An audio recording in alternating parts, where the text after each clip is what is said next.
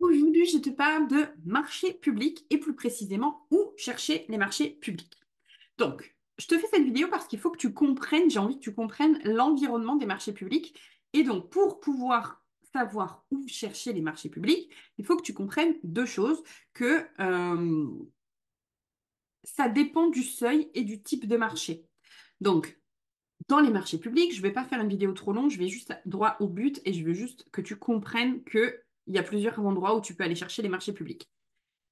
Donc, il y a des marchés publics de travaux, des marchés publics de fournitures et des marchés publics de services.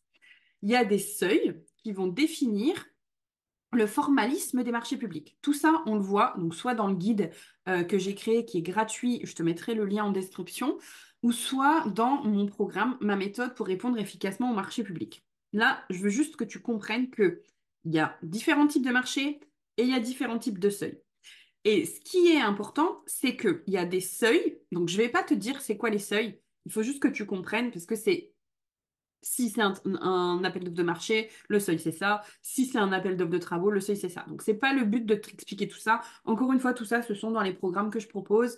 Mais tout ça, c'est dans les programmes que je propose. Mais c'est pas l'important ici. Ce qu'il faut que tu comprennes, c'est qu'il y a plusieurs seuils ou plusieurs endroits en fonction du seuil. Le premier seuil, ça va être le seuil de non-publicité. Donc, généralement, c'est les marchés en moins de 40 000 euros. Ça, c'est assez valable pour tout le monde. Et là, en fait, il n'y a pas besoin de publicité. Ça veut dire que tu peux aller sur le site de la commune ou que la commune, elle peut décider d'acheter tel ou tel truc toute seule, sans faire de concurrence, sans en parler spécifiquement, etc. Elle peut décider de dire j'ai besoin de ça et on estime à 30 000, du coup, je le mets sur le site internet et certaines entreprises vont venir répondre. Elles vont mettre en concurrence, entre guillemets, plusieurs entreprises, mais sans faire de publicité. Donc ça, c'est possible. Il y a un autre palier juste après. Donc là, encore une fois, les seuils sont différents, où la publicité est obligatoire, mais pas de support imposé. Donc, il faut savoir qu'il y a deux plateformes qui sont obligatoires à certains seuils. Donc, il y a le BOAMP, qui est le Bulletin officiel des annonces des marchés publics, ou le JOU, qui est le journal officiel de l'Union européenne. Journal officiel de l'Union européenne, c'est bien ça. Et donc, passer un seuil, un certain seuil, tu es obligé de le mettre au BOAMP, et passer à un autre seuil, tu es obligé de le mettre au JOUE. Il doit être au JOE et au BAMP.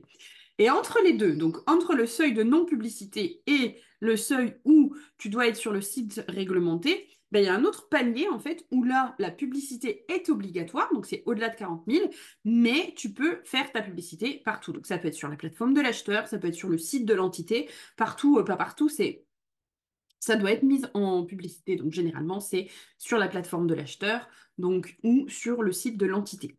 La plateforme de l'acheteur, c'est la plateforme dont qui va se servir pour passer les marchés. Ça peut être Place, mais ça peut être aussi d'autres plateformes.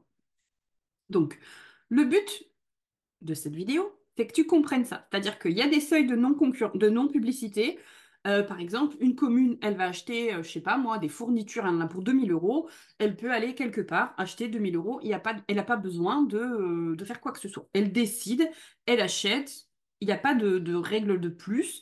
Elle peut contacter plusieurs devis pour avoir des devis, comme toi tu ferais quand tu veux changer tes fenêtres. C'est pareil. Donc voilà, ça c'est moins de 40 000. Il n'y a pas de problème par rapport à ça. Ensuite, il y a un autre palier où c'est au-delà de 40 000 et en dessous du seuil de publication sur les sites réglementés, où là en fait, elle doit publier, enfin l'entreprise, enfin l'entité, on va dire, doit publier soit sur sa plateforme, soit sur son site. La publicité est obligatoire, mais il n'y a pas de support imposé. Ça peut être donc sur la plateforme ou sur le site de l'entité. Ou alors, il y a la publicité est obligatoire et sur un site réglementé. Donc, tout ça pour te dire que toi, quand tu vas chercher ton marché public, ben, c'est quoi le montant?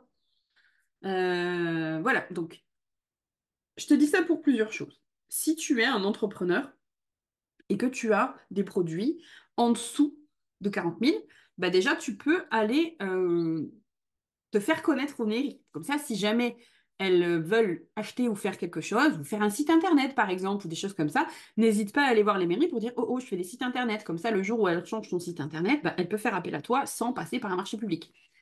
Ensuite, pour les assistantes, bah, c'est pareil. Le but, c'est de dire, bah, si tu dois chercher des appels d'offres pour les entrepreneurs, où est-ce que tu vas chercher? Moi, quand j'ai travaillé pour une agence de sécurité, il m'avait dit, ah ben, il y a telle chose à tel moment, il faut que vous alliez voir sur le site pour voir de temps en temps si l'annonce est parue. Parce qu'il savait que c'était en dessous des seuils de publicité et que l'annonce allait passer sur le site de l'entreprise. Donc, je trouve que c'est quand même important de comprendre ça pour pouvoir savoir exactement où chercher les appels d'offres. Je vous souhaite une belle journée, je vous dis à bientôt dans une autre vidéo. N'hésitez pas à vous abonner à la chaîne, n'hésitez pas à liker et à commenter. Belle journée, bye bye!